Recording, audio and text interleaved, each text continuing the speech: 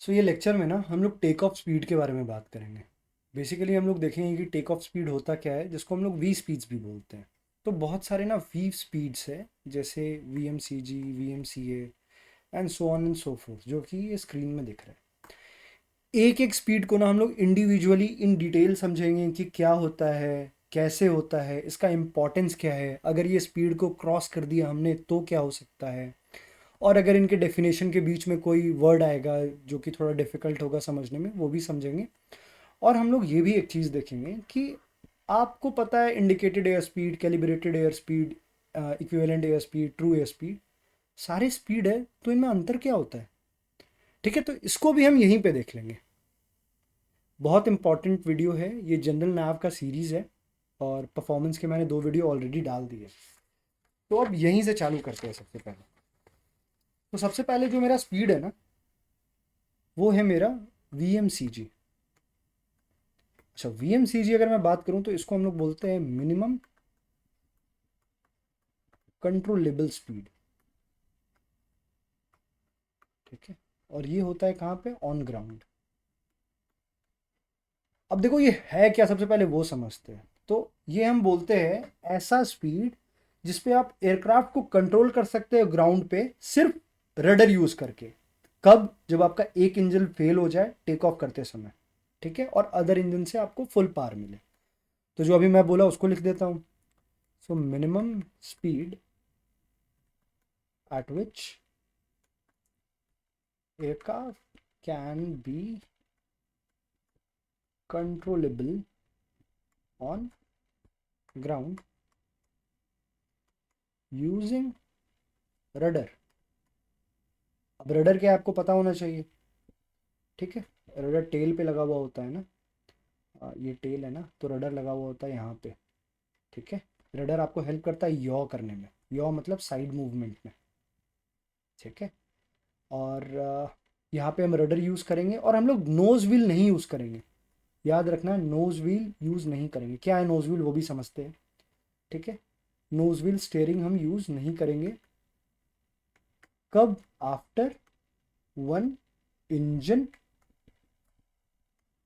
Fails during take off run. ठीक है, और आपका अब एक इंजन फेल हुआ है, जाहिर सी बात है एक इंजन तो ऑपरेटिव होगा, and other engine is at full power. अब देखो यहाँ पे हम जो भी बात कर रहे हैं ना, वी स्पीड्स के बारे में बात करेंगे, सबसे पहले दो तीन चीज़ समझ लो। एक तो हम लोग मल्टी इंजन में बात करेंगे। मल्टी इंजन में मतलब कि दो इंजन होगा, एक इंजन काम करेगा, एक इंजन फेल हो जाएगा, तो सारे स्पीड्स का उसका रिलेवेंस देखेंगे। ठीक है, अब याद रखना, वी एम सी जी जो होता है ना, वो हमेशा आपके वी आर से कम होगा। मतलब आपका वी आर बड़ा होगा। वी आर क्या होता है, रोटेशन स्पीड होता है। देखते हैं हम लोग क्या है। ठीक है, ये डेफिनेशन पहले लिख लो, फिर अब पढ़ते हैं, समझते हैं क्या होता है। सबसे पहले हम लोग देखते हैं नोज व्हील स्टीयरिंग क्या होता है। वर्ड आ गया तो उसको डिकोड भी तो करना पड़ेगा ना।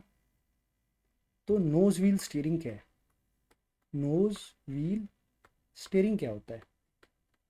अगर हम नोज व्हील स्टीयरिंग देखें ना, तो ये क्या होता है कि पायलट एयरक्राफ्ट को कैसे टर्न कर रहे हैं ग्राउंड पे using a front wheel. Pilot कैसे टर्न कर रहे हैं, how pilots turn aircraft on ground,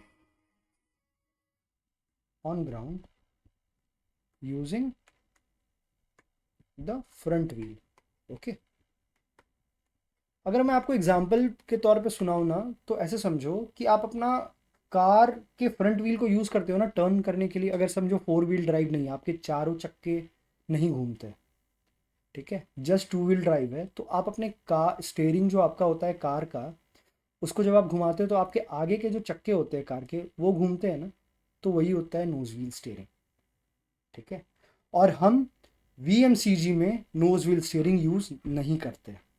ठीक है, क्यों नहीं यूज़ करते हैं, क्योंकि ना, because we just want to check whether the rudder is enough to stay straight. बस यही काम है कि हमको बस चेक करना है कि मेरा रडर इतना तो काम कर रहा है ना, ताकि हम एयरक्राफ्ट को स्ट्रेट लेके जा सके अगर मेरा एक इंजन खराब हो गया। होता क्या है, जिस तरफ का इंजन खराब होता है ना, सपोज करो ये आपका एयरक्राफ्ट है, और इस तरफ का इंजन आपका फेल हो गया, इस तरफ का इंजन वर्क कर रहा है, तो जिस तरफ का इंजन खराब हुआ है ना, एयरक्राफ्ट उस तरफ चाहता है टिल्ट होना या यॉ करता है। तो आपको रडर की मदद से इसको स्ट्रेट लेके जाना है ना, अगर ये ऐसे चला जाएगा तब तो दिक्कत हो जाएगा। ठीक है, अब ये समझ में आया तो एक वर्ड था डेफिनेशन में, टेक ऑफ रन, वो भी समझ लेते हैं कि टेक ऑफ रन क्या होता है। So take off run, so take off run अगर हम बात करें, इट इज अ डिस्टेंस, एक डिस्टेंस है वो जिसपे एयरक्राफ्ट रोल करता है। कहाँ पे? रनवे में करेगा ऑफ कोर्स। कब करता है? It starts moving to when it leaves the ground. Ground जब लीव करता है तो उसको हम क्या बोलते हैं? लिफ्ट ऑफ बोलते हैं। ठीक है, ठीक है, तो ऐसे समझो कि इसको समझने के लिए ऐसे सोचो, think of it like ground distance जो कि आपका एयरक्राफ्ट ट्रैवल करेगा एयरबॉर्न होने से पहले। ठीक है, अब हम वीएमसीजी का एक एग्जांपल समझते हैं। तो वीएमसीजी क्या था? मिनिमम कंट्रोलेबल स्पीड, जो कि ग्राउंड में होता है, जो कि आप रडर यूज़ करते हो, नोज व्हील नहीं यूज़ करते हो। कब? जब एक इंजन फेल हो जाए टेक ऑफ रन लेते समय और आपका एक इंजन ऑपरेटिव हो। एग्जाम्पल अगर हम समझे वीएमसीजी का,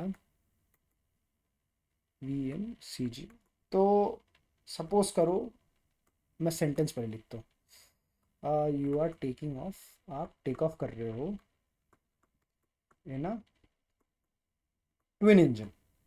ठीक है, एयरक्राफ्ट आप टेक ऑफ कर रहे हो ट्विन इंजन एयरक्राफ्ट में। सडनली क्या हुआ ना कि आपका एक इंजन फेल हो गया, वन इंजन फेल हो गया।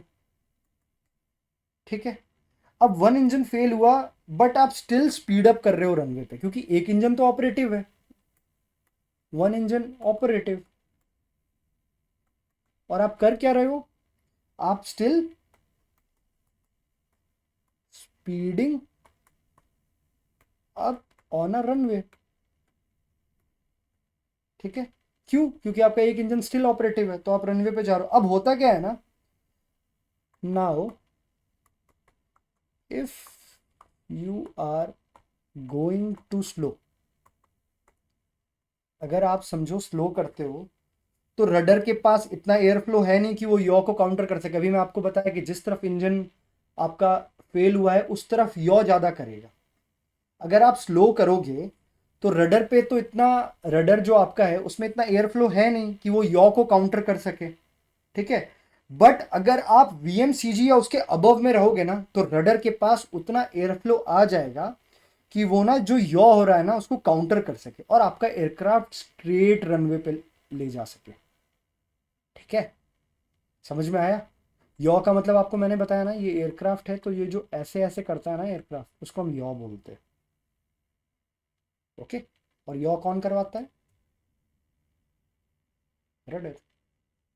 एलिवेटर क्या कराता है? Pitch up pitch down. ठीक है, अब हम देख लेते हैं कि कंडीशन क्या है वीएमसीजी के लिए। So what are the conditions for VMCG? ये कुछ ऐसे वी स्पीड्स है ना जो हमें बहुत डिटेल में पढ़ना है, जैसे वीएमसीजी हो गया, वीएमसीए हो गया, वीएफ हो गया, तो ये सब ना हम डिटेल में पढ़ेंगे। वी1 स्पीड हो गया, वीआर रोटेशन स्पीड हो गया, वीएमबीई हो गया, और धीरे धीरे ना फिर बाकी बहुत सारा बेसिक आ जाएगा जो 3-4 लाइन में हम खत्म कर देंगे, मतलब समझेंगे, एग्जाम्पल समझेंगे, खत्म करेंगे। सो कंडीशन फॉर वीएमसीजी, क्या क्या कंडीशन है? सबसे पहला तो कंडीशन ये है कि जो क्रिटिकल इंजन होता है,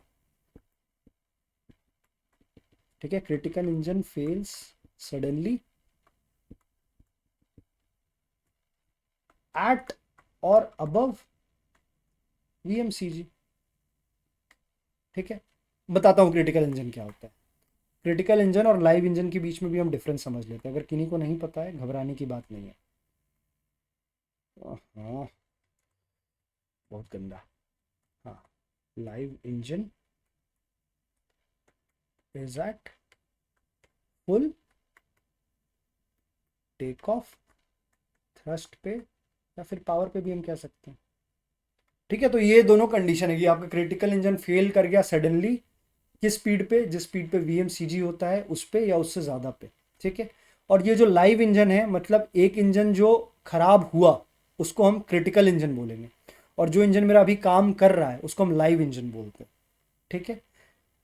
live engine is a full take off thrust power पे, ये दोनों कंडीशन होना चाहिए। अब देखो ये होता क्या है ना, इसके कारण क्या होता है कि आपका एक असिमेट्रिक फोर्स आता है, मैक्सिमम असिमेट्रिक फोर्स आता है, और ये ना आपका वर्स्ट केस सिनेरियो है। कैसे कैसे वर्स्ट केस सिनेरियो है? तो आप इमेजिन करो कि आपका एक इंजन फेल हुआ है, तो एक ह्यूज यॉ फोर्स आएगा। एक मिनट रुको, बताता हूँ अच्छे से। ऐसे समझो कि अगर आपका एक इंजन जो है, इंजन वन अगर आपका फेल कर गया तो होगा क्या? एक ह्यूज यॉ फोर्स आएगा,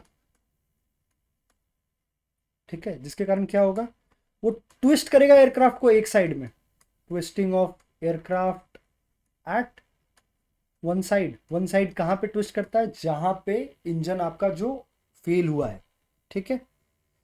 जिसके कारण क्या होगा, जो रडर होगा ना उसको फाइट करना पड़ेगा। ये जो ट्विस्टिंग को ओवरकम करने के लिए रडर को फाइट करना पड़ेगा, काउंटर करना पड़ेगा, ठीक है, एयरक्राफ्ट को स्ट्रेट रखने के लिए। इसी को तो मैक्सिमम असिमेट्री बोलते हैं ना, कि आपका ये तो स्ट्रेट फ्लाइट था, ये तो पूरा सिमेट्री था, बट क्योंकि वो ऐसे मुड़ गया और वापस रडर को बहुत मेहनत करना पड़ रहा है इस तरफ लाने के लिए, तो ये बहुत ज़्यादा एसिमेट्री नहीं हो गया, ठीक है। तो दो कंडीशन तो हमने देख लिया। अब तीसरा कंडीशन भी देख लेते। तीसरा कंडीशन क्या है कि ये मोस्ट अनफेवरेबल कंडीशन तब होगा ना, मोस्ट अनफेवरेबल कंडीशन कब होगा? जब जो सेंटर ऑफ ग्रेविटी है वो आपका आफ्ट में होगा। आफ्ट में होने का मतलब है क्या? आपका इस तरफ होगा। देखो सीजी, अच्छा ये मैंने ना पार्ट 2 में कवर किया है। पार्ट 2 पार्ट 1 आप देखोगे परफॉर्मेंस का तो आपको ये टॉपिक भी समझ में आएगा। तो एक्चुअली मैं यहाँ पे बस इतना बता देता हूँ, सीजी फार आफ्ट का मतलब क्या होता है कि ये मेरा एयरक्राफ्ट है ना, आपका जो सेंटर ऑफ ग्रेविटी है ना वो यहाँ टेल के पास कहीं आ गया है। तो क्या हो गया? टेल हैवी हो गया है, जिसके कारण क्या हुआ? नोज लाइट हुआ। तो आपका एयरक्राफ्ट कुछ ऐसे हो जाएगा, ऐसे हो जाएगा ना। ये हैवी हुआ, ये नीचे गया, नोज लाइट हुआ, ये ऊपर चला गया, ठीक है। तो होगा क्या, इसके कारण भी ना ये जब सीजी फार आउट जाता है ना तो होता क्या है कि आपका रडर का ना इफेक्टिवनेस गिर जाता है, गिर जाता है। अब ये कैसे गिरता है, ये अपने आप में बहुत बड़ा कंसेप्ट है। इसको समझने के लिए आपको मोमेंट और टर्निंग फोर्स समझना पड़ेगा। यहाँ पे मैं थोड़ा सा बता देता हूँ। रडर का इफेक्टिवनेस गिर जाता है। क्यों गिर जाता है? क्योंकि ये जो आर्म डिस्टेंस है ना, यहाँ से आपका रडर का डिस्टेंस है वो कम हो जाता है। तो शॉर्टर आर्म डिस्टेंस हुआ। आप ना परफॉर्मेंस वाली वीडियो में जाओ और वहाँ पे टाइमलाइन चेक करो, मोमेंट वाला, वहाँ पे मोमेंट समझाया है, तो वो अगर देख लोगे ना तो भी ये समझ में आएगा। तो शॉर्टर आर्म डिस्टेंस हो गया फार आफ्ट में शिफ्ट होने के कारण, जिसके कारण क्या हुआ, आपका कम टर्निंग फोर्स लगा। अब सोचो रडर के पास कम टर्निंग फोर्स आप लगा पा रहे हो रडर से, तो एक अनफेवरेबल कंडीशन ही हो जा रहा है ना, ज़्यादा फोर्स तो आप लगा नहीं पा रहे हो। तो ये एक अनफेवरेबल कंडीशन है। दूसरा क्या है कि अगर आपका जो एयरक्राफ्ट है ना वो टेक ऑफ कॉन्फ़िगरेशन में, एयरक्राफ्ट इन टेक ऑफ कॉन्फ़िगरेशन। अब टेक ऑफ कॉन्फ़िगरेशन क्या होता है? तो सपोज करो कि अगर आपका एयरक्राफ्ट उसका जो फ्लैप्स है वो एक्सटेंडेड है, ठीक है। अगर उसका लैंडिंग गियर डाउन है, लैंडिंग गियर डाउन है। अब फ्लैप्स कहाँ पे होता है ये भी बताने की मेरे ख्याल से ज़रूरत तो है नहीं, बट फिर भी अगर नहीं पता है तो वो भी बता देते हैं। तो सपोज करो ये मेरा फ्यूजलाज है, ये मेरा टेल हो गया, ये मेरा एयरक्राफ्ट का विंग हो गया। तो फ्लैप्स ना यहाँ होता है, और फ्लैप्स का पता है काम क्या होता है? लिफ्ट जनरेट करवाना या फिर ड्रैग प्रोड्यूस करना, यही है मेरा फ्लैप्स, ठीक है, ओके। तो ये दोनों अगर टेक ऑफ कॉन्फ़िगरेशन में रहता है ना तो क्या हुआ आपका VMCG का ये सब कंडीशन है, ठीक है। अब लाइव इंजन और क्रिटिकल इंजन भी आपको समझ में आ गया होगा, नहीं समझ में आया एक बार वापस लिख के बता देता हूँ। Live engine versus critical engine. तो देखो, अगर मल्टी इंजन एयरक्राफ्ट है तो उसके पास, मल्टी का मतलब ही समझ में आ रहा है आपको, एक से ज़्यादा इंजन है। तो होता क्या है ना, सपोज करो ट्विन इंजन एयरक्राफ्ट लेते हैं जिसमें दो इंजन है। तो लाइव इंजन क्या हो गया, लाइव इंजन एक ट्विन इंजन एयरक्राफ्ट में वो इंजन हो गया कि अगर एक इंजन आपका फेल कर गया तो एक और इंजन बचा हुआ है ना, वन इंजन, जो कि अभी लाइव है। लाइव है मतलब स्टिल वर्क कर रहा है, इसी को हम लाइव इंजन बोलते हैं, एक इंजन जो अभी भी काम कर रहा है। क्रिटिकल इंजन क्या हो गया, वो इंजन जिसका फेलियर के कारण, engine whose failure would most negatively affect aircraft controllability. ठीक है, और कंट्रोलेबिलिटी में स्पेशली यॉइंग। ठीक है, तो याद रखना कभी भी आपका इंजन फेल हो तो आपको सबसे ज़्यादा दिक्कत यॉइंग में ही होने वाला है, क्योंकि जहाँ जिस तरफ फेल हुआ है उस तरफ ज़्यादा यॉ करने लगता है एयरक्राफ्ट। ठीक है, तो ये समझ में आ गया। तो अब हम दूसरे स्पीड के बारे में देखते हैं। वीएमसीजी तो कंप्लीट हो गया यार, अब आता है वीएमसीए। अब वीएमसीए क्या होता है, ये एक मिनिमम कंट्रोल स्पीड है। कहाँ पे, इन एयर। वीएमसीजी क्या होता है, minimum control speed in ground. ये क्या है, इन एयर है। अब देखो यहाँ पे होता क्या है, व्हेन डज इट हैपन वो भी जानना जरूरी है। So when does it happen, ऐसे पॉइंट वाइज बताता हूँ आपको।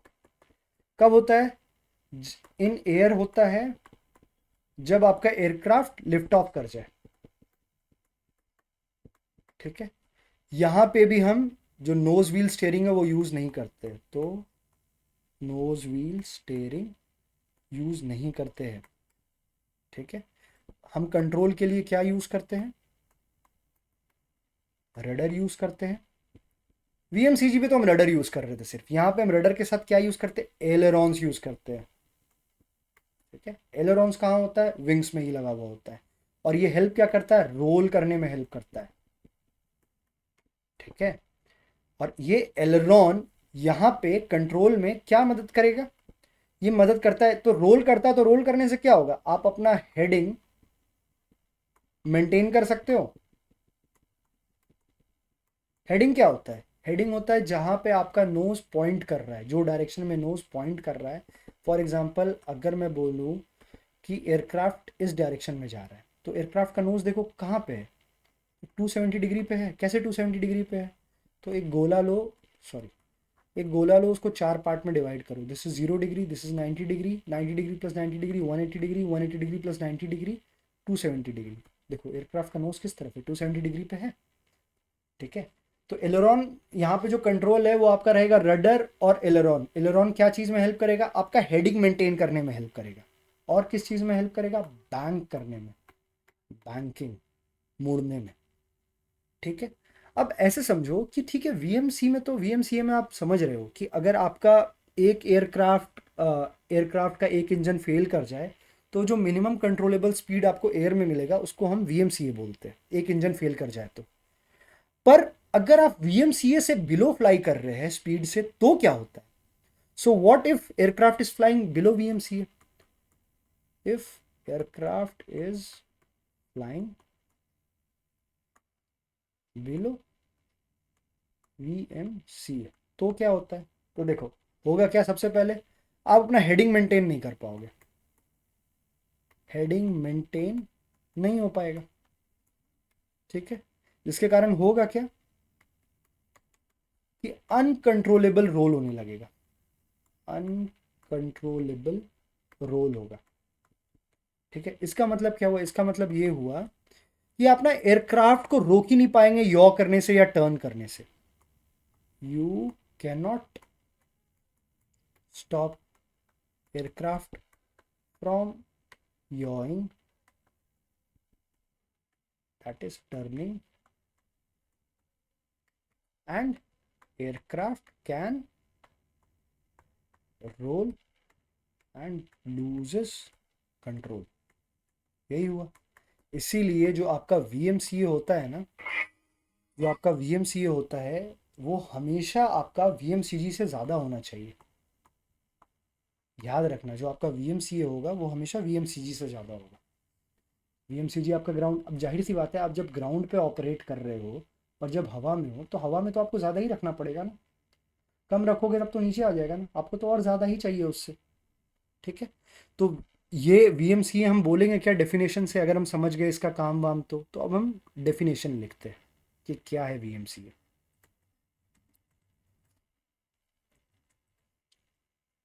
हम कह सकते हैं VMCA is that minimum speed at which an aircraft can still be safely controlled। आप सेफली कंट्रोल कर सकते हो कहाँ पे, अभी मैं आपको बताया एयर में। कब? जब एक इंजन फेल हो जाए, वन इंजन फेल्स। ठीक है। अब हम देख लेते हैं कि वीएमसीए का कंडीशन क्या क्या, क्या क्या कंडीशन होना चाहिए वीएमसीए के लिए। सो कंडीशंस फॉर वीएमसीए। और जब मैं जो भी कंडीशन आपको बता रहा हूँ ना, बस इसी का कंडीशन जानने की ज़रूरत है, वीएमसी और वीएमसीजी की। ये सब एज पर आईकाओ के कंडीशन मैं आपको बता रहा हूँ। ठीक है। तो सबसे पहला है कि आपका जो क्रिटिकल इंजन है वो इनऑपरेटिव होना चाहिए। क्रिटिकल इंजन इनऑपरेटिव होना चाहिए, मतलब एक इंजन आपका फेल हो जाना चाहिए। दूसरा क्या है कि टेक ऑफ पावर जो आपको मिलना चाहिए ना वो लाइव इंजन से मिलना चाहिए, मतलब एक लाइव इंजन ऑपरेटिव होना चाहिए। एक इंजन तो ऑपरेटिव होगा ना।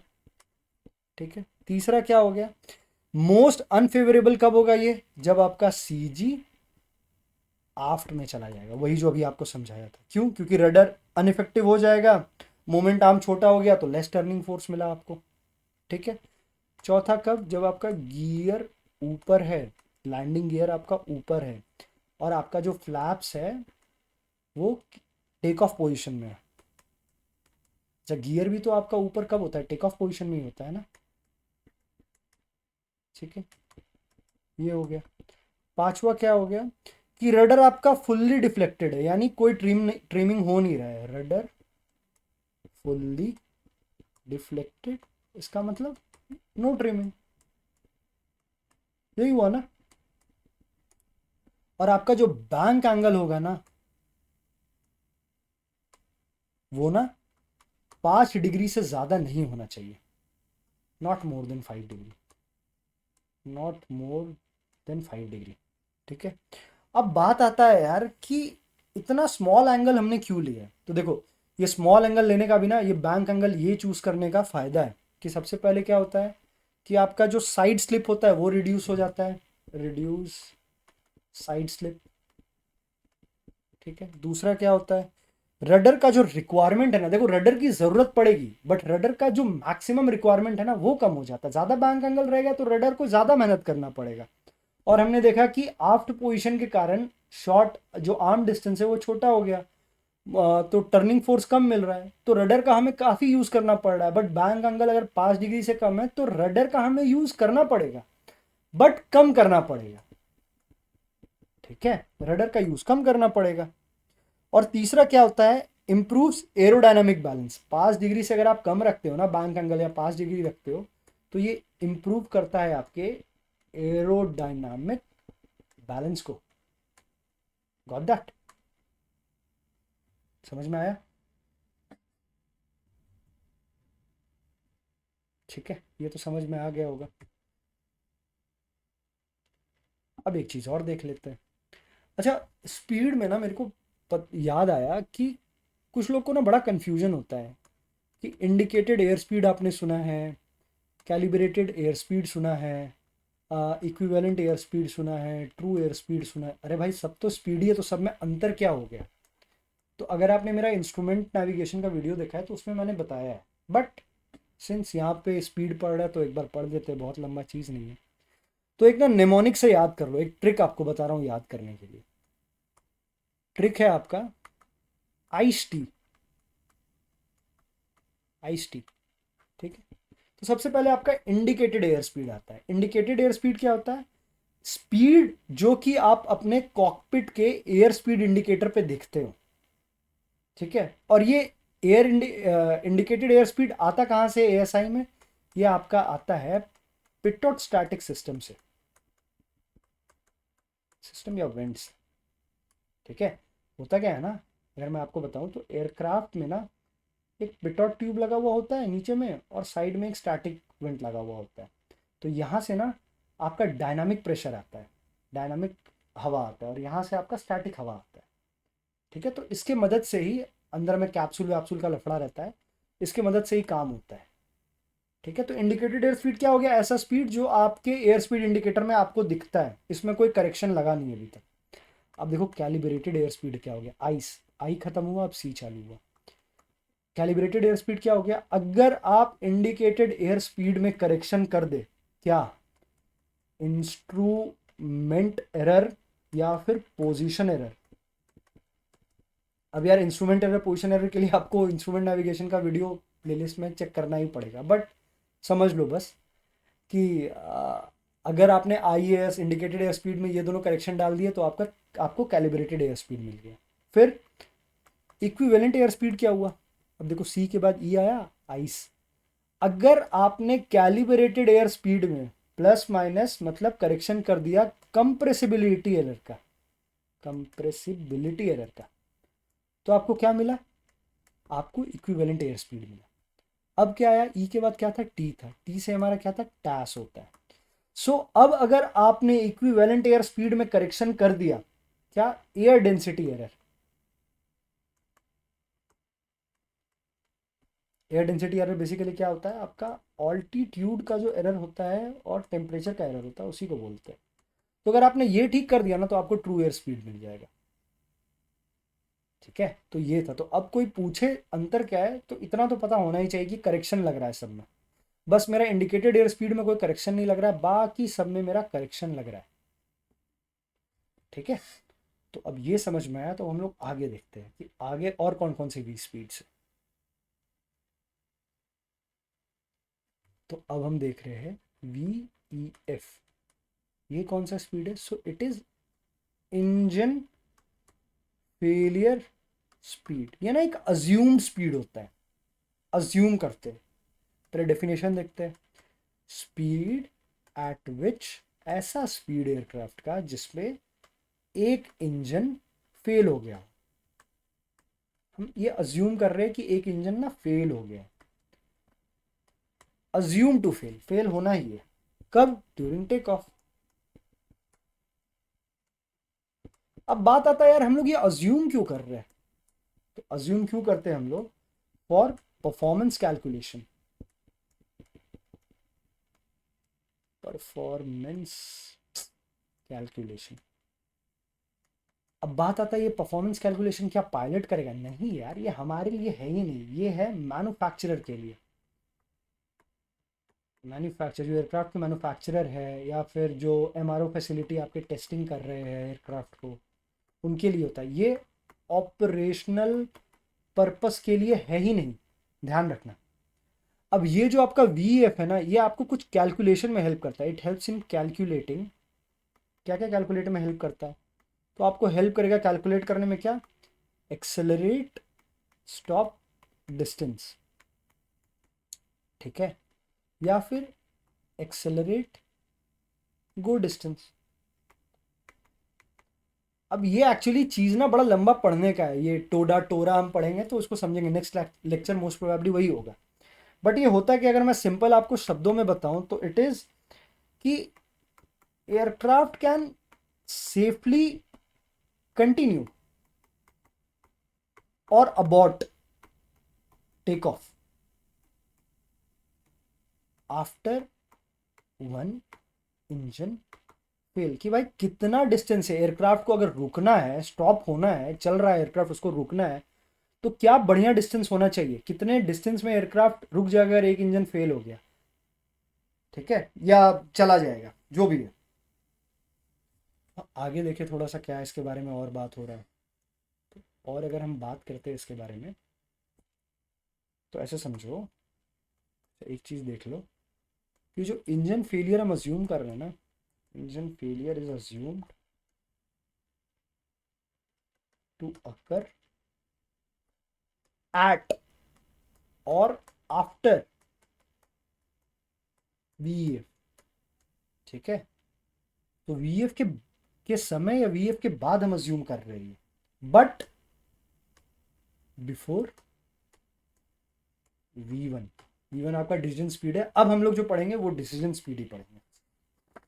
ठीक है, तो बस ये पॉइंट याद रखो, अभी पढ़ते हैं वी वन तो आपको ये सेंटेंस समझ में आएगा। बस एक बार सारा स्पीड पढ़ लो, एक बार रिवाइज कर लेना सबको। सो वी वन को हम लोग क्या बोलते हैं? इसको हम लोग डिसीजन स्पीड बोलते हैं। सिंपल साफ शब्दों में बताऊं तो ये एक ऐसा स्पीड है जिसमें अगर आपका एक इंजन फेल कर जाए ना, तो आपको डिसाइड करना होता है कि आप टेक ऑफ करोगे या अपना टेक ऑफ अबॉर्ट कर दोगे। ठीक है, वी वन के स्पीड के पहले अगर आपने सोच लिया तो आप एयरक्राफ्ट को रोक सकते हो, बट अगर आपने वी वन स्पीड पार कर दिया तब तो आपको टेक ऑफ करना पड़ेगा, कोई ऑप्शन ही नहीं है। तो हम समझते हैं इसको अच्छे से। Speed during take off at which pilot must take a decision. Pilot को एक डिसीजन लेना पड़ेगा। क्या डिसीजन है? सबसे पहले हम देखते हैं बिफोर वी वन। जो भी वी वन स्पीड है, देखो ऐसा कोई स्पीड है नहीं, वो हर एयरक्राफ्ट का स्पीड सारा, अभी मैं जितना भी वी स्पीड बता रहा हूँ ना, ऐसा कोई डिफाइंड स्पीड नहीं है कि नहीं इतना ही नंबर होना चाहिए ना। वो डिपेंड करता है आपका, वो सब मैन्युफैक्चरर और कंपनी ये सब निकाल के देता है आपको।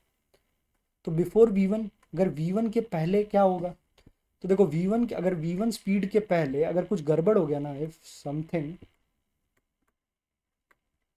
गोज रॉन्ग, क्या रॉन्ग जा सकता है? सपोज करते हैं हम, लाइक इंजन फेलियर हो गया, इंजन फेल। ठीक है, तो पायलट क्या कर सकता है? He can abort the take off and stop safely on runway.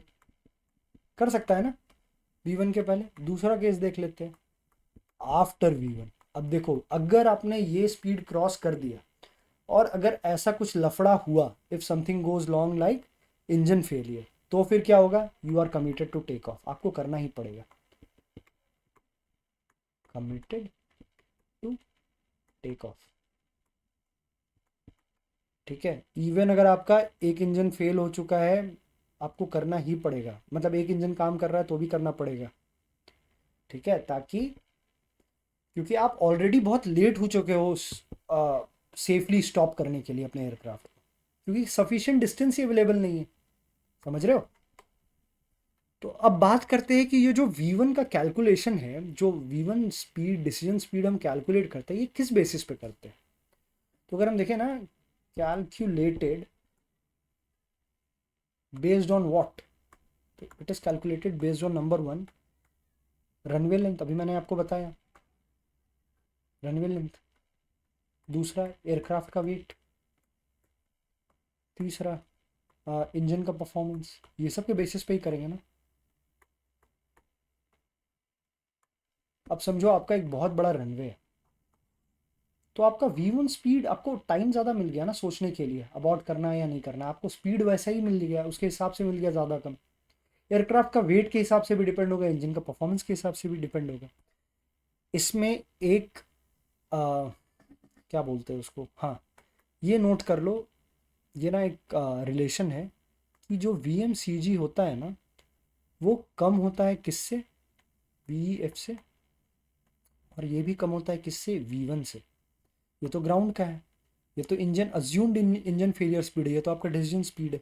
तो सपोज करो ये 80 नॉट्स है, सपोज करने बोल रहा हूँ, ये 100 नॉट्स है, ये 120 नॉट्स है। ठीक है, तो यहाँ पे आपको क्या करना था? कंट्रोल करना था। रडर के हेल्प से आप कंट्रोल कर रहे थे स्ट्रेट ग्राउंड पे एयरक्राफ्ट को रन करने के लिए। So control first. यहाँ पे आपने फेलियर को रिकॉग्नाइज किया, रिकॉग्नाइज द फेलियर, और यहाँ पे आपने V1 में क्या किया, यहाँ पे आपने डिसीजन बनाया, मेक योर डिसीजन, डिसीजन। ठीक है, तो V1 भी आपको समझ में आ गया। अब हम लोग VR देखते हैं।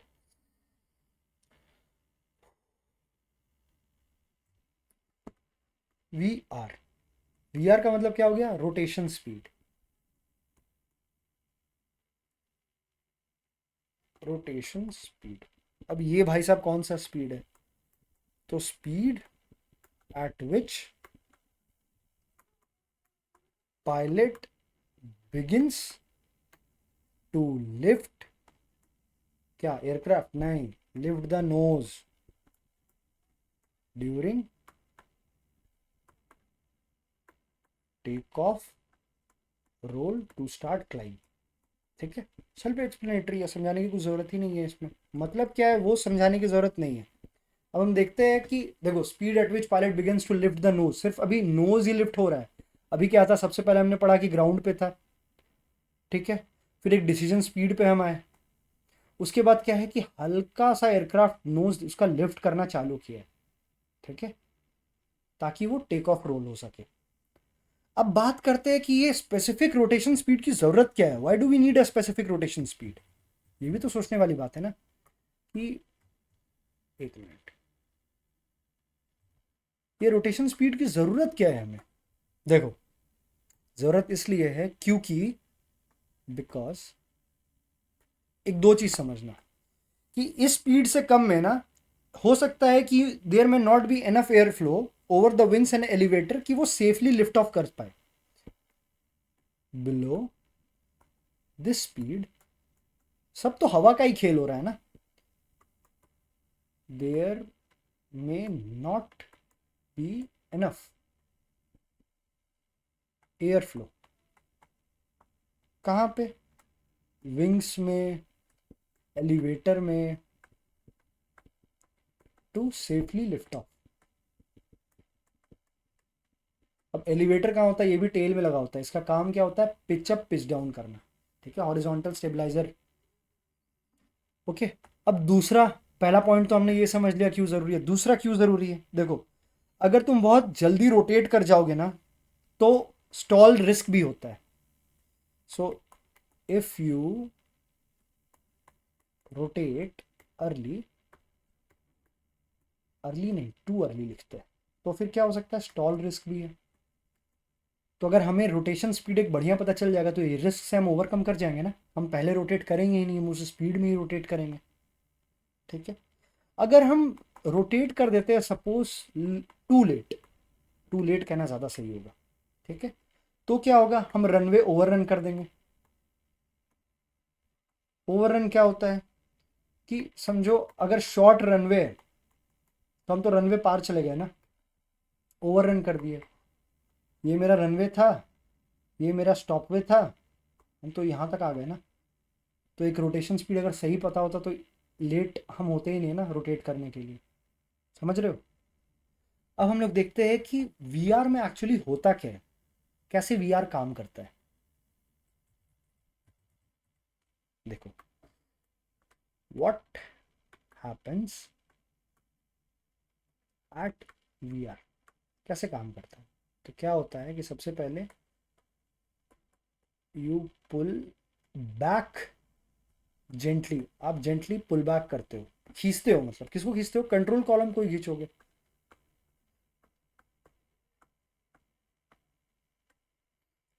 कंट्रोल कॉलम खींचोगे तभी तो आपका नोज ऊपर जाएगा ना, तो होगा क्या उससे, नोज जो आपका होगा वो राइज करेगा। नोज राइज करने के कारण क्या होगा, आपका चेंज आएगा किस में, एंगल ऑफ अटैक, आपका एंगल ऑफ अटैक भी चेंज होगा। अब आपको पता है लिफ्ट प्रोड्यूस करने का, मैं बार बार बोल रहा हूँ कि दो ही तरीका हो सकता है, या तो अपना स्पीड बढ़ा दो, या तो अपना एंगल ऑफ अटैक चेंज कर दो। ठीक है, तो स्पीड तो आप बढ़ाओगे बट थोड़ा सा, देखो स्पीड आप कब यूज़ करोगे, जब आपका थोड़ा बहुत एंगल ऑफ अटैक आ गया हो ना, उसके बाद आप स्पीड बढ़ाओगे तो और लिफ्ट मिलेगा ही, बट इनिशियली तो आपको एंगल ऑफ अटैक बढ़ाना ही पड़ेगा। एंगल ऑफ अटैक क्या होता है, ये भी मैंने परफॉर्मेंस में बताया है। ये क्या होता है कि आपका जो कॉर्ड होता है ना, विंग का कॉर्ड होता है, उसके बीच angle between the wing chord and the incoming air flow, उसके बीच का जो एंगल बनता है उसको हम एंगल ऑफ अटैक बोलते हैं। ठीक है, तो नोज राइज हुआ तो क्या हुआ, एंगल ऑफ अटैक हुआ। इसके कारण क्या हुआ, मेरा लिफ्ट जनरेट हुआ या लिफ्ट बढ़ा। तो एयरक्राफ्ट क्या हुआ, लिफ्ट बढ़ने के कारण एयरबॉर्न हुआ।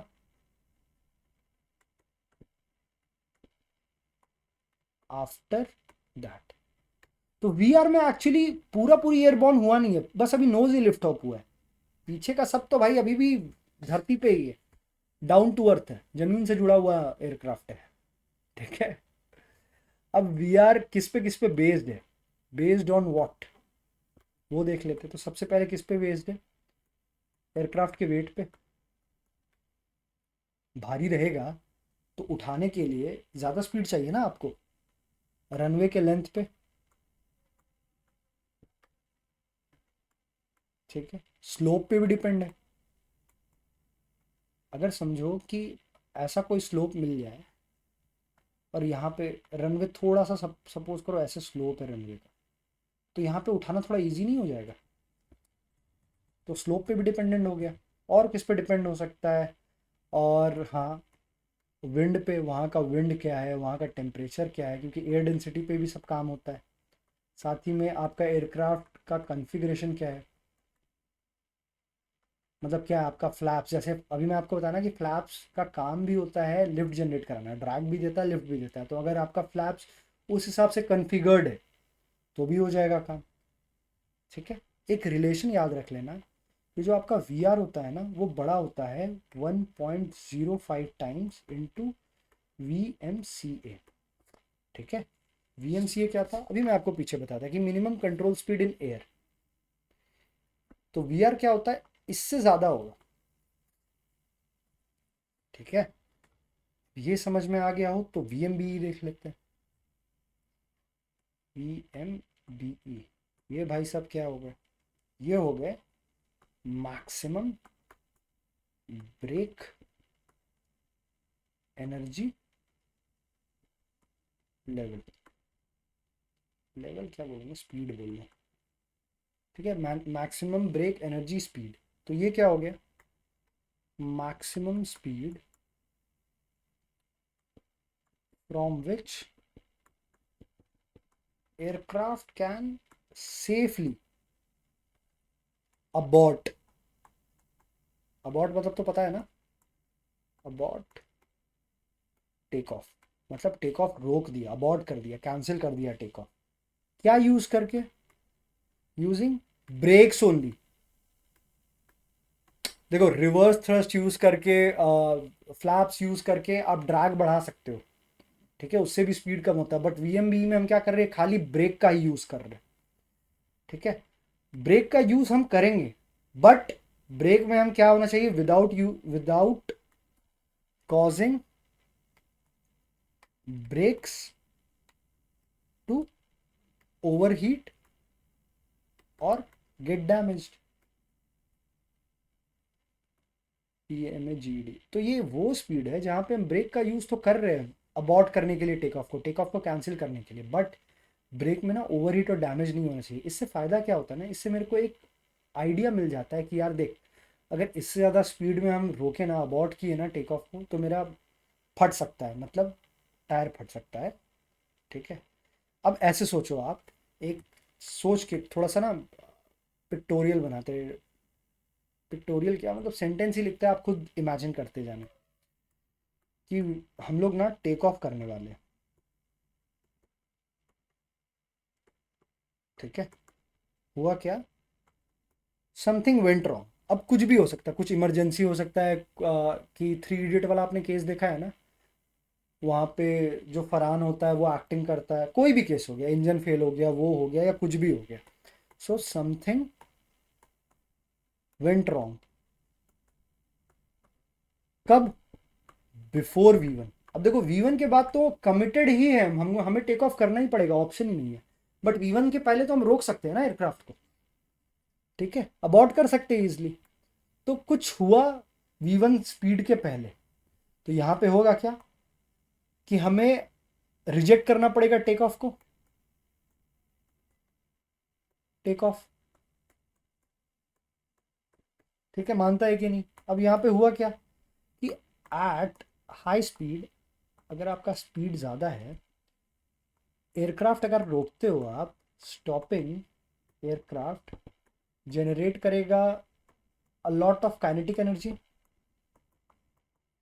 ये जो एनर्जी है, जो आपका जब बहुत स्पीड में था तो कुछ काइनेटिक एनर्जी होगा, जब आपने रोका तो काइनेटिक एनर्जी क्या हो गया, चेंज हो गया, कन्वर्ट हो गया, किस में हो गया, हीट पे हो गया। किसके द्वारा हुआ, ब्रेक्स के द्वारा। और ये करेगा क्या, ब्रेक्स को डैमेज कर देगा ओवर हीट के कारण। इसीलिए VMBE should never exceed brake energy limit. जो भी आपका ब्रेक एनर्जी लिमिट दिया हुआ है ना, उसको आपको क्रॉस नहीं करना है। ठीक है, इसीलिए हम कहते हैं कि मेरा VMBE जो होता है ना, V1 से हमेशा ज़्यादा होता है। ये लिमिट दे के रखता है वो। ठीक है, या तो ज़्यादा होगा, नहीं तो इक्वल टू होगा। अब ये समझ में आ गया हो तो हम VMU अब देख लेते हैं। VMU क्या है, ये एक मिनिमम अनस्टिक स्पीड है। क्या मतलब है इसका, अभी देखते हैं। सो ऐसे समझो, अगर पहले इसका हम डेफिनेशन लिखे तो इट इज़ मिनिमम स्पीड, जिसमें क्या होता है, मिनिमम स्पीड एट और above which aircraft can safely lift off ground and continue takeoff without stalling या फिर हिटिंग टेल। समझे? तो ये ऐसा एक मिनिमम स्पीड है ना, जिसपे एयरक्राफ्ट सेफली लिफ्ट ऑफ कर सकता है और लिफ्ट ऑफ कंटिन्यू भी कर सकता है विदाउट स्टॉलिंग और हिटिंग टेल। तो स्टॉलिंग का मतलब तो समझ गए होंगे, बट आप ऐसे सोचो कि सपोज करो ये एयरक्राफ्ट आप लेके जा रहे हो और कुछ ये मिनिमम स्पीड आप रख नहीं पाए, उससे कम हो पाए, तो आपका टेल कॉम्प्रोमाइज हो सकता है, हो सकता है ना। स्टॉल का मतलब क्या होता है, फ्री फॉल होना, गिरना, कि आपका लिफ्ट कम जनरेट हो रहा है। ठीक है, तो एक चीज़ ध्यान में रखना कि VMU भी जो है ना, आपका जो यूज़ किया जाता है वो हमारे और आपके लिए यूज़ नहीं है। It is use only by manufacturer. Manufacturer के द्वारा यूज़ किया जाता है, टेस्टिंग में यूज़ किया जाता है। और ये VMU हेल्प करता है आपको VR भी डिटरमाइन करने में। सो डिटरमाइनिंग द VR। ठीक है, VR भी डिटरमाइन में हेल्प करता है। सो एक रिलेशन याद कर लो, VMU जो होगा ना, हमेशा आपके जो रोटेशनल स्पीड होता है ना, उससे ज़्यादा होगा। अब बात आता है कि हम VMU यूज़ कर रहे हैं, हम VR भी तो यूज़ कर सकते हैं यार। VR भी तो मेरा स्पीड तो, क्यों हम VR क्यों नहीं यूज़ कर रहे हैं? देखो, VR हम इसीलिए नहीं यूज़ करते हैं क्योंकि VMU में ना मेरा एंगल ऑफ अटैक ज़्यादा होता है। VR में तो मेरा एंगल ऑफ अटैक ही नहीं है कुछ। ठीक है, एंगल ऑफ अटैक ज़्यादा है VMU में। ऊपर से क्या है, ये जो एंगल ऑफ अटैक बढ़ा ना, ये मेरा near to a critical angle से, क्रिटिकल एंगल ऑफ अटैक। अब क्रिटिकल एंगल ऑफ अटैक क्या है वो समझाने के लिए देखो, सो एंगल ऑफ अटैक मैंने आपको बताया था कि क्या होता है, angle between the chord of a wing with incoming air flow. अब कॉर्ड ऑफ द विंग क्या होता है, तो कॉर्ड ऑफ द विंग क्या होता है ना, इमेजिनरी लाइन होता है, ये आपका विंग है। विंग का क्रॉस सेक्शन को हम लोग एलरॉन्स बोलते हैं, विंग का क्रॉस सेक्शन है। ठीक है, तो अब कॉर्ड क्या हो गया, एक इमेजिनरी लाइन है जो कि लीडिंग एज से ट्रेलिंग एज की तरफ जाता है। ठीक है, अब एंगल ऑफ अटैक के कारण क्या हो रहा है, एंगल ऑफ अटैक आप जैसे जैसे बढ़ा रहे हो, आपका लिफ्ट प्रोड्यूस हो रहा है, और ये लिफ्ट मैक्सिमम कहाँ तक प्रोड्यूस होगा, जिस एंगल पे लिफ्ट जहां तक प्रोड्यूस हो पाए। सपोज करो x, x1, x2 और ऐसे डॉट डॉट करके x4 तक। x4 एक ऐसा एंगल है यहाँ पे ना मैक्सिमम लिफ्ट प्रोड्यूस हो रहा है। इसके बाद आप लिफ्ट लगाओगे ना तो आप स्टॉल कर जाओगे। तो ये जो x4 वाला सीन हुआ ना, इसको हम क्रिटिकल एंगल ऑफ अटैक बोलेंगे। समझे? तो एंगल ऑफ अटैक बढ़ाने से क्या हुआ ना कि आप क्रिटिकल एंगल ऑफ अटैक के नियर में आ गए, ठीक है। और इसके कारण क्या हो गया ना, आपको एक स्मॉल मार्जिन मिल गया, देख रहे हो कितना स्मॉल मार्जिन है, स्मॉल मार्जिन फ्रॉम स्टॉल, ठीक है। जिसके कारण क्या हो सकता है, अगर स्टॉल आपका हुआ तो रिस्क ऑफ टेल स्ट्राइक भी तो है, हो जाएगा, या फिर एक अनस्टेबल क्लाइंब भी हो सकता है। इसीलिए हम VMU as a rotation speed के तौर पे नहीं यूज करते, ठीक है। हम VMU नहीं, दिमाग में आना चाहिए ना कि VR क्यों, मतलब हम लोग VR के जगह VMU क्यों नहीं यूज करते। तो इसीलिए जब हमने VR पढ़ा था तो डिसीजन स्पीड के, रोटेशन स्पीड के लिए हम लोग रोटेशन VR ही यूज करते, VMU यूज नहीं करते, ठीक है। अब ये समझ में आ गया हो तो व्हील ऑफ देख लेते हैं, व्हील ऑफ क्या होता है। तो व्हील ऑफ को ना हम लोग लिफ्ट ऑफ स्पीड भी बोलते हैं। अब ये क्या होता है, this is actual speed at which aircraft becomes airborne. अब एयरक्राफ्ट ना आपके हवा में आ गया, ठीक है।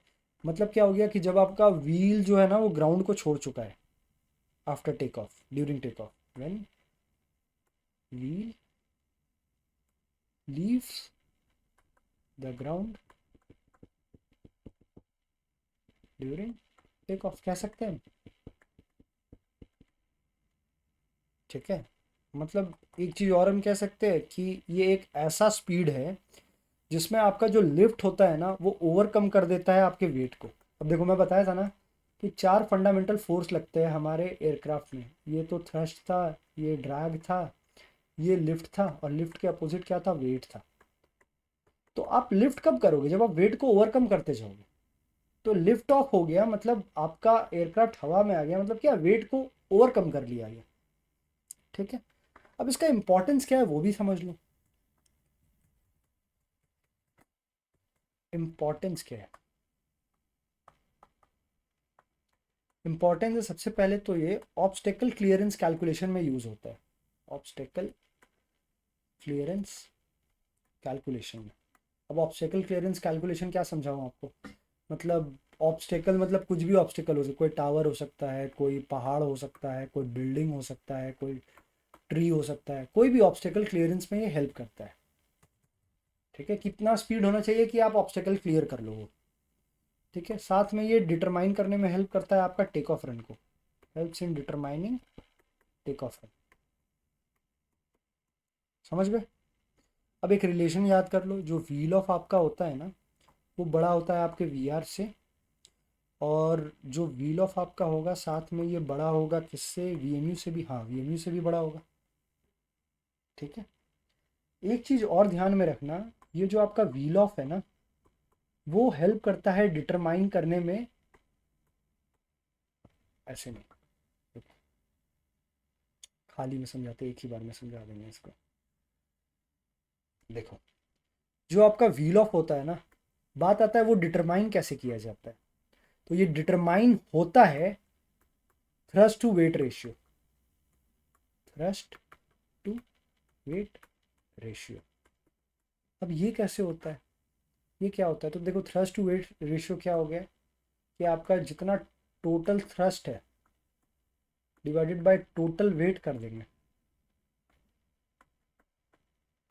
तो आपका थ्रस्ट टू वेट रेशियो निकल जाएगा। ये ना आपके परफॉर्मेंस कैलकुलेशन में हेल्प करता है, कैसे, सपोज करो एग्जांपल के तौर पे आपको बताता हूँ कि एयरक्राफ्ट, एक मिनट, एग्जांपल, यहाँ पे एयरक्राफ्ट के टाइप लिख लेंगे, यहाँ पे टोटल थ्रस्ट लिख लेंगे, यहाँ पे वेट लिख लेंगे टोटल, ये टोटल वेट है, ठीक है। और यहाँ पे थ्रस्ट टू वेट रेशियो, एक मिनट मुझे कैलकुलेटर लेने देगा।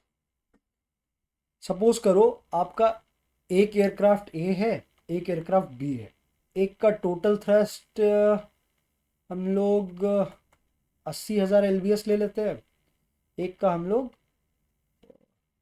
100,000 लाख, ठीक है, ये ले लेते हैं। टोटल वेट हम लोग इसका डबल ही ले लेते हैं, LBS में होगा ये भी पॉन्स, और इसका भी हम लोग उसी के आसपास ले लेते हैं। ठीक है, तो अभी मैं आपको बताया था ना थ्रस्ट टू वेट रेशियो का formula, total thrust by total weight of the aircraft. इसको निकालोगे तो आपका क्या आएगा, 0.5 आ जाएगा, और इसका क्या आएगा अराउंड 0.67। ठीक है, तो आपको थ्रस्ट टू वेट रेशियो ज़्यादा किस में मिल रहा है, इसमें मिल रहा है कि इसमें मिल रहा है, ऑफकोर्स बी वाले में मिल रहा है। तो हम बोलेंगे कि एयरक्राफ्ट जो बी है ना, उसका थ्रस्ट टू वेट रेशियो जो है वो ज़्यादा है। इसका मतलब जो एयरक्राफ्ट बी है उसका परफॉर्मेंस भी बेटर होगा, उसका परफॉर्मेंस जो होगा वो भी अच्छा होगा। ठीक है, ये समझ में आया आपको। अब देखते हैं ना कि कैसे ये थ्रस्ट टू वेट रेशियो है ना, ये आपके व्हील ऑफ को अफेक्ट करता है। So how thrust to weight ratio affect wheel off. देखो होता क्या है कि अभी मैं आपको बताया, अभी क्या बताया, देखो जैसे आप thrust to weight ratio increase करते जाओगे, इसका मतलब आपका एयरक्राफ्ट का परफॉर्मेंस बढ़िया हो रहा है, यानी एयरक्राफ्ट जल्दी एक्सेलरेट करेगा, करेगा कि नहीं करेगा। ठीक है, इसका मतलब क्या हो गया कि एयरक्राफ्ट जो है वो टेक ऑफ स्पीड पे जल्दी पहुंचेगा, जल्दी रीच करेगा ना टेक ऑफ स्पीड पे। Aircraft take off speed reaches early. ठीक है, इसका मतलब क्या हो गया कि मेरे को कम स्पीड चाहिए होगा लिफ्ट ऑफ करने में, less speed required for lift off. वही समझो, अगर हम ये तो बी का एग्जांपल हो गया, अगर समझो ए वाला होता तो उसमें तो मेरे को ज़्यादा स्पीड रिक्वायर्ड था ना लिफ्ट ऑफ करने के लिए। ठीक है, अगर एयरक्राफ्ट हैवी रहता तो उसमें थ्रस्ट मेरे को कम मिलता क्योंकि हैवी है वो। ऐसे समझो आप कि अगर एक खाली बाइक है, एक कार है, समझो दो कार है, एक कार पूरा खाली है और आप उसको धक्का मार रहे हो, और एक कार भारी है उसमें अंदर सामान लोडेड है उसको धक्का मार रहे हो, तो किसमें आपको स्पीड जल्दी मिल जाएगा, खाली वाले में जल्दी मिलेगा ना।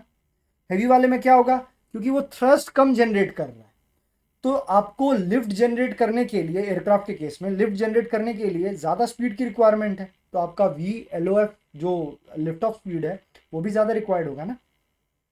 ठीक है, तो ऐसे जो थ्रस्ट और वेट रेशियो है ना आपके व्हील ऑफ को, VLOF को अफेक्ट करता है। ठीक है, अब आता है वी स्पीड में tyre, V tyre. V tyre क्या होता है, मैक्सिमम टायर स्पीड होता है। देखो एक तो हम लोग ब्रेक पढ़े थे, कंफ्यूज मत होना, दोनों अलग अलग चीज़ है। ये क्या होता है, ये होता है मैक्सिमम, अब टायर की बात करें तो ग्राउंड की ही बात करेंगे, ground speed the aircraft tyres can safely handle without failing और बस्टिंग, कह सकते हैं। देखो होता क्या है ना कि जो मैन्युफैक्चरर होते हैं ना, किसके मैन्युफैक्चरर, एयरक्राफ्ट के नहीं, टायर के। जो मैन्युफैक्चरर ऑफ टायर होते हैं वो ना आपको एक स्पीड लिमिट डिज़ाइन डेजिग्नेट कर देते हैं। वो बोल देते हैं कि यार ये स्पीड लिमिट है, इसके आगे आप जाओगे ना तो सेंट्रीफ्यूगल फोर्स और हीट बढ़ जाएगा। तो सपोज करो अगर आप बियॉन्ड चले गए, बियॉन्ड दैट लिमिट, तो होगा क्या कि आपका सेंट्रीफ्यूगल फोर्स जो है वो, और हीट के कारण क्या होगा कि टायर आपका ब्लो आउट कर जाएगा, टायर ब्लो आउट हो गया, साथ में आपका स्ट्रक्चरल फेलियर भी हो सकता है ना। तो एक रिलेशन याद कर लो, जो वी टायर जो होता है ना वो हमेशा उसका जो लिमिट होता है ना, जो स्पीड होता है वो ज़्यादा होता है किससे, आपके व्हील ऑफ से एंड VMU से। क्योंकि अगर VMU के व्हील ऑफ में ही अगर ये कम रखेंगे और व्हील ऑफ के समय में ही फट गया था तो दिक्कत हो जाएगा ना। तो हम हमेशा इन दोनों से इसको ज़्यादा रखते हैं। ठीक है, ये समझ में आ गया हो तो अब छोटे छोटे ही सारे बचे हैं, यहाँ से सब छोटा छोटा आपको स्पीड देखने को मिलेगा। अब V2 आता है, V1 क्या था मेरा, डिसीजन स्पीड था। V2 क्या होगा, ये मेरा टेक ऑफ सेफ्टी स्पीड होता है। अब होता क्या है ये, तो देखो ये ना एक मिनिमम स्पीड है that aircraft must be reached, aircraft must be reached after liftoff. Aircraft must be reached minimum speed that aircraft must be reached after liftoff, और कितना हाइट उसको ऊपर आ जाना चाहिए। यूजुअली जो हाइट होता है ना वो 35 फीट का होता है अबव रनवे। अबव रनवे उसको ऊपर आ जाना है with one engine in operative, ठीक है, ताकि वो इंश्योर कर सके सेफ फ्लाइट को, ठीक है। अब ये 35 फीट यहाँ पे पता है क्यों लिया है, रेगुलेशंस में आप पढ़ोगे, इसको हम स्क्रीन हाइट कहते हैं, ठीक है। ये एक ऐसा पॉइंट है जहाँ पे एयरक्राफ्ट मान लिया जाता है कि वो जितने भी ऑब्स्टेकल है ना आसपास के, एयरोड्रोम के आसपास से सबको क्लियर कर चुका है, इसीलिए ये एक हम लेते हैं इसको 35 फीट को। जैसे जो क्लियरवे एरिया आप पढ़ोगे ना, उसमें पढ़ोगे कि वो जो क्लियरवे एरिया होता है वो 35 फीट ऊपर तक हम मानते हैं उसको, ठीक है। तो अगर मैं इसका एग्जाम्पल या आपको एक्सप्लेन करना करके बताऊं इसको, तो V2 के लिए ऐसे समझो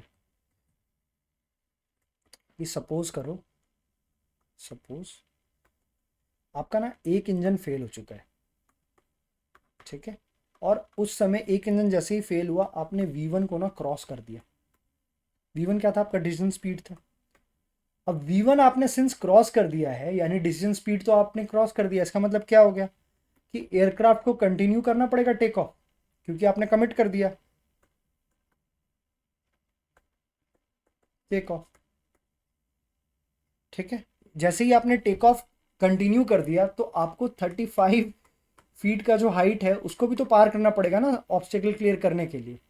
तो आपने जैसे ही कंटिन्यू किया और आपको ये 35 फीट का हाइट क्लियर करना पड़ेगा एक इंजन सपोज खराब होने के बाद, तो वो जो स्पीड होता है ना उसको हम V2 कहते हैं, ठीक है। समझ में आ गया। अब हम देखते हैं VA क्या होता है। VA क्या होता है, ये एक मैन्यूवरिंग स्पीड है, मैन्यूवरिंग स्पीड है। होता क्या है, ये एक ना मैक्सिमम स्पीड है at which you can fully deflect the control surfaces without damaging the aircraft। Example लेते हैं तब समझ में आएगा। सपोज करो कि आपका एयरक्राफ्ट ना टर्बुलेंस से हिट किया, तो VA क्या करता है ना, आपको प्रोटेक्ट करता है स्ट्रक्चरल डैमेज से। कैसे, तो मैं बताया कि आपका एयरक्राफ्ट हिट हुआ है किससे, टर्बुलेंस से, तो VA मैंने क्या बोला कि प्रोटेक्ट करता है आपको स्ट्रक्चरल डैमेज से। हम स्ट्रक्चरल डैमेज से कैसे प्रोटेक्ट कर रहा है स्ट्रक्चरल डैमेज से वो देख लेते हैं। तो देखो, अगर आप टर्बुलेंस में हो और आपका जो स्पीड है वो VA से कम है, स्पीड बिलो VA, और आपने ना अपना जो योक है ना जिसको आप पकड़ के पुल हार्ड करते हो, ऊपर करते हो, अगर आपने वो किया ना तो आपका प्लेन पता है क्या होगा, स्टॉल कर जाएगा, ठीक है। तो ये गड़बड़ हो गया ना, इसीलिए होपफुली आप समझ पा रहे होंगे, ठीक है। अब आता है VFE।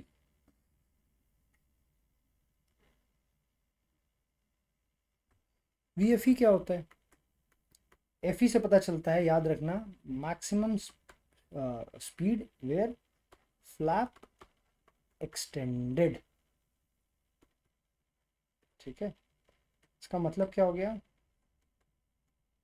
Speed at which you can safely fly with flaps extended. ठीक है, अगर आपने ये तो समझ में आ गया, वो स्पीड जिसमें आप सेफली फ्लाई कर सकते हो अपना फ्लैप्स खोल के। अगर समझो आपने VFE क्रॉस कर दिया ना, आप इसके बियॉन्ड चले गए ये स्पीड के, तो आप अपने फ्लैप्स को ना डैमेज कर दोगे, फ्लैप्स आपका डैमेज हो जाएगा। ठीक है, फ्लैप्स बताया था आपको, ये एयरक्राफ्ट है, यहाँ पे लगा हुआ होता है फ्लैप्स, और इसका काम क्या होता है, लिफ्ट और साथ में ड्रैग देना। डिपेंड करता है, आप ऊपर करते हो तो कुछ और मिलेगा, नीचे करोगे तो कुछ और मिलेगा। ठीक है, अब एग्जाम्पल के तौर पे ऐसे लो कि आप ना लैंड करने जा रहे हो और आपने एक्सटेंड किया अपने फ्लैप्स को। अच्छा, फ्लैप्स हम जब एक्सटेंड करते हैं ना, तो होता क्या है ना, आपको ड्रैग मिलता है, मतलब स्लो हो जाता है एयरक्राफ्ट का। ये सपोज आपने एक्सटेंड किया during landing, before landing, land होने से पहले आपने ये किया। ठीक है, तो अगर आपने ये कर दिया ना, तो फिर VFE प्लीज क्रॉस मत करना। अगर आपने क्रॉस कर दिया ये, तो आपका टूट जाएगा फ्लैप्स, और फ्लैप्स टूटेगा तो सोच लो क्या हो जाएगा, जो ड्रैग हो रहा था वो ड्रैग होना बंद हो जाएगा, कुछ भी हो सकता है फिर तो। VMD, VMD क्या होता है, this is minimum drag speed. अब यहाँ पे देखो क्या होता है, ये ना एक ऐसा स्पीड है जहाँ पे जो टोटल ड्रैग होता है ना आपका, वो ना मिनिमम होता है।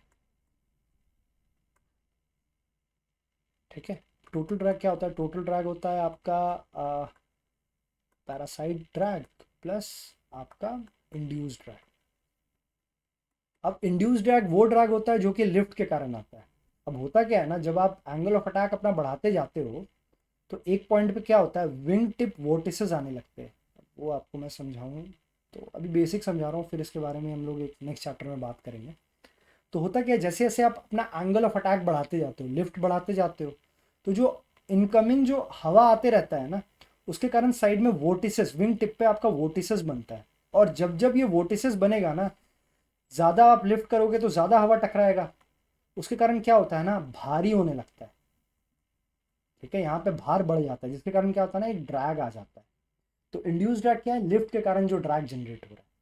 पैरासाइट ड्रैग क्या होता है कि आपका एयरक्राफ्ट का सरफेस और शेप के कारण जो ड्रैग होता है उसको हम पैरासाइट ड्रैग बोलते हैं। और ये दोनों जब हम दोनों को इंक्लूड कर देते हैं तो हम टोटल ड्रैग बोलते हैं। ठीक है, याद रखना, this is efficient speed for engine out glide. ये एक एफिशिएंट स्पीड है, speed for engine out condition में, अगर आपको अपने एयरक्राफ्ट को ग्लाइड करवाना है। ठीक है, तो ये बढ़िया चीज़ होता है। ठीक है, ये समझ में आ गया होगा। अब VMP भी देख लेते हैं। सो VMP क्या होता है, मिनिमम पावर रिक्वायर्ड स्पीड। क्या हो गया ये वो स्पीड है जो कि रिक्वायर करता है आपके लीस्ट पावर को, require least power to stay in flight, या फिर स्टे इन एयरबॉर्न कह सकते हैं। ठीक है, speed that require least power to stay airborne. ठीक है, इसके कारण आपको होता क्या है, मैक्सिमम इंड्योरेंस मिल जाता है। इंड्योरेंस क्या होता है कि कितने मतलब इंड्योरेंस होता है कितने टाइम आप हवा में रह सकते हो। देखो, अगर लीस्ट पावर यूज करता है मतलब आपका फ्यूल कंजम्पशन कम यूज हो रहा है, फ्यूल कंजम्पशन कम होगा तो आपका इंड्योरेंस भी बढ़ेगा और रेंज भी बढ़ेगा। ठीक है, अब VMP का जरूरत पड़ता कहाँ पे है, एक्चुअली इसका जरूरत पता है कहाँ पड़ता है, होल्डिंग पैटर्न में। होल्डिंग पैटर्न में इसका जरूरत पड़ता है कब, in engine out condition. Holding pattern क्या होता है, सपोज करो ये मेरा रनवे है। ठीक है, ये मेरा एरोड्रोम है, रनवे है, जो बोल लो। ठीक है, अब समझो ये रनवे पे कोई काम चल रहा है, या रनवे पे कोई एयरक्राफ्ट है या कुछ है, रनवे बिजी है काइंड ऑफ। तो आप अपना एयरक्राफ्ट तो रनवे पे उतारने के लिए लेके आ रहे थे, बट एटीसी आपको बोलता है ना कि ब्रो अभी मत उतार, अभी रनवे वैकेंट नहीं है, अभी रनवे फ्री नहीं है, रनवे बिजी है। तो आप क्या करते हो ना, ऊपर ही घूमने लगते हो। इसी को हम होल्डिंग पैटर्न बोलते हैं, आप होल्ड कर रहे हो। ठीक है, ये समझ में आ गया होगा। अब वीएलई देख लेते हैं। वीएलई क्या होता है? Maximum landing gear extended speed. अब ये भाई साहब क्या है? तो देखो, ये ना एक मैक्सिमम स्पीड है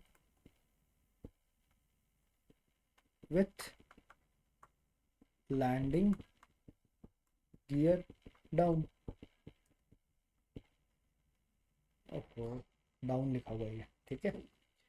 अगर आपने ये स्पीड क्रॉस कर दिया, अगर आप ये स्पीड के बियॉन्ड चले गए, आगे चले गए, तो आपका जो गियर डोर होता है ना, उसको आप डैमेज कर दोगे। सो यू विल डैमेज, किसको उसको डैमेज करोगे? एक तो गियर डोर को डैमेज करोगे। वो होता है ना एयरक्राफ्ट के फ्यूजलाज के नीचे जो डोर खुलता है, तो फिर आपके लैंडिंग गियर डिप्लॉय होते हैं, निकलते हैं। तो लैंडिंग गियर के डोर को भी आप डैमेज करोगे, और साथ में आप स्ट्रट को भी डैमेज करोगे। STRUT, स्ट्रट्स क्या होता है? तो स्ट्रट्स में आपको बताऊं, तो आपका जो ये लैंडिंग गियर होता है, ऐसा कुछ लैंडिंग गियर होता है ना, ये चक्का है आपका, तो ये जो शॉक ऑब्जॉर्वर हो यहाँ पे होता है ना लैंडिंग गियर में, उसको हम स्ट्रट्स बोलते हैं। ठीक है, तो ये VLU भी, आप VLE भी समझ गए। अब हम VLO देख लेते हैं। VL के बाद O ही आता है, E के बाद O। ठीक है, VLO क्या होता है, या VL0 भी हम इसको बोलते हैं। सो लैंडिंग गियर ऑपरेशनल या ऑपरेटिंग स्पीड। होता क्या है भाई, ये ना मैक्सिमम स्पीड है जिसपे आप अपने गियर्स को एक्सटेंड करते हो या रिट्रैक्ट करते हो। So maximum speed at which you extend और रिट्रैक्ट द गियर। ठीक है, अगर आपने VLO क्रॉस कर दिया, ये स्पीड के आप बियॉन्ड चले गए, तो क्या होगा? आपका गियर का ना मैकेनिकल फेलियर हो जाएगा, मैकेनिकल फेलियर हो जाएगा। ठीक है, अब देख लेते हैं VNE क्या होता है। यार VNE ना नेवर एक्सीडिंग स्पीड है, बस ये ध्यान में रख लो। जैसे आपने पता नहीं, इंस्ट्रूमेंट अगर आपने नहीं देखा तो उसमें मैंने वी स्पीड्स के कुछ वी स्पीड्स के बारे में जिक्र किया है डायल पे, कलर डायल में, VSI में। तो उसमें VNE होता है, VNE होता है नेवर एक्सीड स्पीड। तो उसका नाम से ही पता चल रहा है, ये ऐसा स्पीड है जिसको आपको एक्सीड नहीं करना। अगर आपने कर दिया तो क्या होगा? स्ट्रक्चरल डैमेज हो जाएगा, मतलब यमराज का भैंसा आपको दिखने लगेगा। ठीक है, बस इसमें यही समझना है। अब बात करते हैं वीरेफ क्या होता है। वीरेफ क्या होता है? एक रेफरेंस लैंडिंग स्पीड है। होता क्या है इसमें कि ये वो स्पीड है ना, सो अप्रोच करते हो जिस स्पीड पे, अप्रोच स्पीड फॉर लैंडिंग। अब ये जो वीरेफ होता है ना, ये एक्चुअली मैं बताऊं तो ये यूजुअली वीरेफ जो होता है आपका, it is 1.3 times the stall speed. अब बात आता है यार 1.3 टाइम्स क्यों है, तो ये ना आपको एक बफर एरिया प्रोवाइड करता है, एक सेफ्टी बफर देता है, सेफ्टी बफर देता है। ठीक है, अब ये जानना है, ये इन डिटेल जानना है क्यों होता है, ये सेफ्टी बफर क्या है, तो इसके लिए आप एक काम करो, परफॉर्मेंस का पार्ट 1 यूट्यूब में जाओ, पार्ट 1 पे प्लेलिस्ट चेक कर लेना, जनरल लाभ में है, और उसमें ना टाइमलाइन चेक करना। तो टाइमलाइन में आपको एक टाइमलाइन पे दिखेगा, मैंने अप्रोच स्पीड डिस्कस किया है वहाँ पे। ठीक है, तो उसमें मैं बताया हूँ, वो एक बार देख लेना। ठीक है, वीडियो लंबा हो जाएगा यार। तो इसके बाद आता है VS1G। अब ये क्या है? तो ये है stall speed in level flight. Flight, GST flight 1G पे अगर हम बात करें तो 1G क्या होता है, ये एक नॉर्मल ग्रेविटी जो आपका अर्थ होता है ना, अर्थ का जो नॉर्मल ग्रेविटी है उसको हम बोलते हैं। ठीक है, एयरक्राफ्ट पे 1G ग्रेविटी लग रहा है, तो ये क्या स्पीड है, this is stall speed at 1G load factor. ठीक है, नॉर्मल लेवल फ्लाइट पे, नॉर्मल लेवल फ्लाइट। ये आप यूज़ क्यों करते हो, तो ये ना आप बेस लाइन के तौर पे यूज़ करते हो, used as baseline for stall margin. ठीक है, एंड सेफ्टी। अब 1G क्या होता है, अगर 1G में आपको समझाऊं तो एयरक्राफ्ट अगर समझो आप फ्लाई कर रहे हो ना लेवल पे, फ्लाइंग इन लेवल, या फिर अनएक्सेलरेटेड एक्सेलरेटेड फ्लाइट है। ठीक है, तो जो ग्रेविटी लगता है वो 1G होता है। ठीक है, इंपॉर्टेंट इसका क्या है, तो देखो अगर मैं आपको ये VS1G का इंपॉर्टेंस बताऊँ ना, या स्टॉल से रिलेटेड आपको बताऊँ, तो एक चीज़ हमेशा याद रखना कि जैसे आपका ना स्टॉल स्पीड जो होता है बढ़ता है, स्टॉल स्पीड बढ़ेगा जैसे जैसे ना आप ज़्यादा जीज को पुल करोगे, व्हेन यू पुल मोर जीज। ठीक है, अब पुल मोर जीज ये कैसे होगा, तो समझो अगर आप स्टीप टर्न लेते हो, एग्जांपल मैं दे रहा हूँ, अगर आप स्टीप टर्न ले रहे हो तो आप ज़्यादा जीज पुल कर रहे हो, या आप एब्रप्ट पुल अप कर रहे हो, एब्रप्ट पुल अप कर रहे हो। ठीक है, अच्छा अगर आपको और जानने की इच्छा और बता देता हूँ मैं, जान ही लो यार, नहीं तो फिर मन नहीं लगेगा। यहाँ पे जो जी होता है ना उसका मतलब होता है ग्रेविटी, ग्रेविटेशनल फोर्स, वो तो समझ में आ गया होगा। अगर हम 1G देखें ना, इसका मतलब होता है नॉर्मल जो अर्थ का ग्रेविटी होता है, नॉर्मल अर्थ ग्रेविटी। 2G का मतलब क्या हो गया, 2G का मतलब है कि आप अपना जो वेट है ना उसको ट्वाइस फील करेंगे, you will feel twice your weight. सिर्फ आप फील करोगे, ये एक्चुअली में हुआ नहीं। और 3G में क्या होता है, 0G में क्या होता है, 0G में आप वेटलेसनेस फील करोगे, लेसनेस, लगेगा कि एकदम कोई वेट ही नहीं है मेरे ऊपर।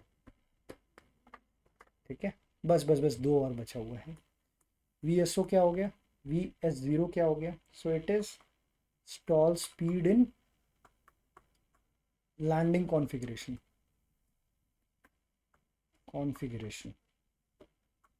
लैंडिंग कॉन्फ़िगरेशन का यहाँ मतलब क्या हो गया, यहाँ पे लैंडिंग कॉन्फ़िगरेशन का मतलब हो गया कि अगर आपका गियर डाउन है, लैंडिंग गियर डाउन है, या फिर आपका फ्लैप्स भी डाउन है, फ्लैप्स डाउन है।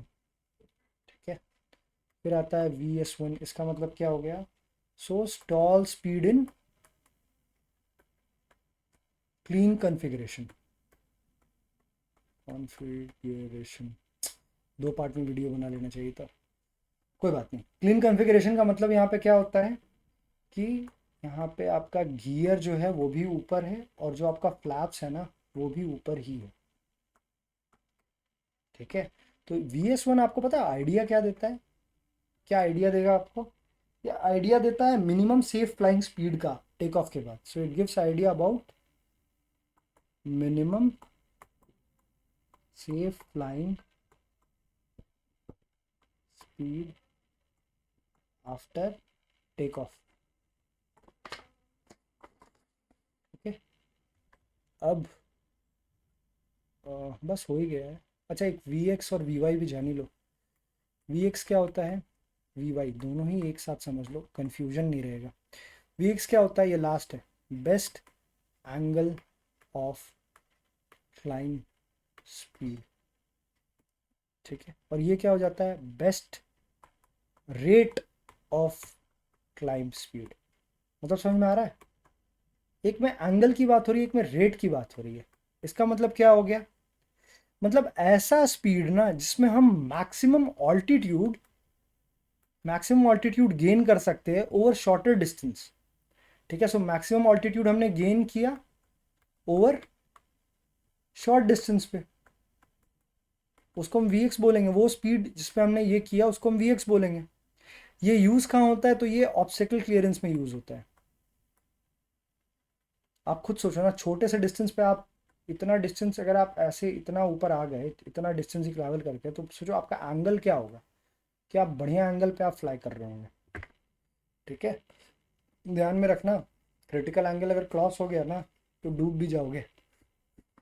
और best rate of climb speed क्या होता है, तो यहाँ पे ना रेट का बात हो रहा है, मतलब मैक्सिमम ऑल्टीट्यूड आप गेन कर रहे हो over time. Over time example के तौर पे मैं आपको बताऊं तो, ऐसे अगर आप लिखते हो ना 1000 फीट पर मिनट, तो इतना आपने पर मिनट के हिसाब से किया।